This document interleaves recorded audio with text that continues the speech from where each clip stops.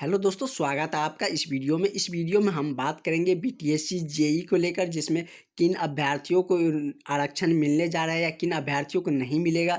क्योंकि यह बीटीएससी ने नोटिस में लिख दिया है कि इन अभ्यर्थियों को आरक्षण नहीं दिया जाएगा।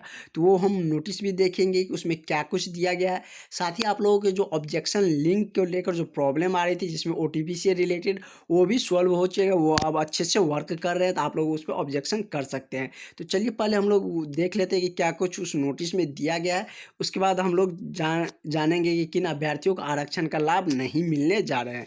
तो चलिए पहले हम लोग, तो आप नोटिस देख सकते हैं जो कि बिहार तकनीकी सेवा आयोग की तरफ से निकाला गया था। ये नोटिस 28 को ही निकाला गया, लेकिन इसमें आपको पॉइंट नंबर 8 देखना है, जिसमें कि लिखा गया है, क्लियरली लिख दिया है बीटीएससी ने कि उन अभ्यर्थियों को आरक्षण का लाभ नहीं मिलेगा जो निर्धारित समय में अपने जो प्रमाण पत्र थे वो जमा नहीं किए हैं। तो चलिए देखते हैं कि क्या कुछ उसमें दिया गया है।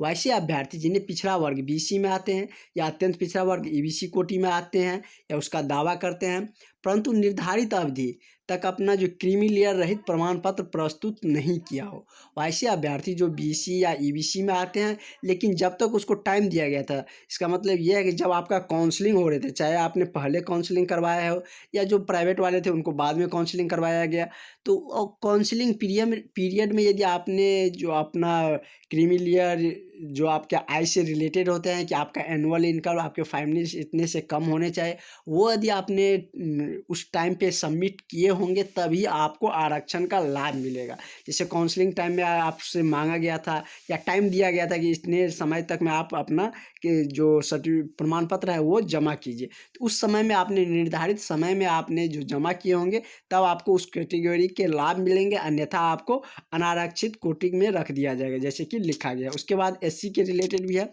एससी एसटी को भी इसमें दिया गया है कि यदि एससी होने का यदि आप दावा करते हैं, एससी यदि अनुसूचित जाति या अनुसूचित जनजाति में होने का दावा करते हैं, परंतु निर्धारित अवधि तक यदि आपने जाति प्रमाण पत्र प्रस्तुत नहीं किया है, तो वैसे अभ्यर्थियों को भी अनारक्षित कोटि में रखा जाएगा, मतलब आरक्षित कोटि में नहीं रखा जाएगा। और यही रूल रेगुलेशन उस पर भी है, जो महिला कैंडिडेट है उस पर भी दिया गया है। जो आरक्षित कोटि से दावा करता है लेकिन अपना जो सर्टिफिकेट क्रीमी लेयर रहित प्रमाण पत्र जमा नहीं किए होंगे, तो जो जिस समय में आपको बोला गया था, तो आपको भी उसका बेनिफिट नहीं मिलेगा। लेकिन जिन्होंने जमा कर दिए हैं उस टाइम पीरियड में, तो आपको निश्चित रूप से उसका बेनिफिट मिलेंगे।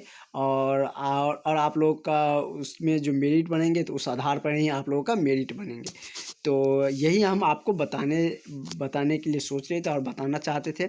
तो यदि आप लोग नहीं यदि उस पीरियड में जमा किए होंगे, तो ऑब्जेक्शन लिंक में कुछ बोल सकते हैं कि हमने किस कारणवश, या कुछ आप ईमेल कर सकते हैं। तो चलिए हम लोग मिलते हैं नेक्स्ट वीडियो में।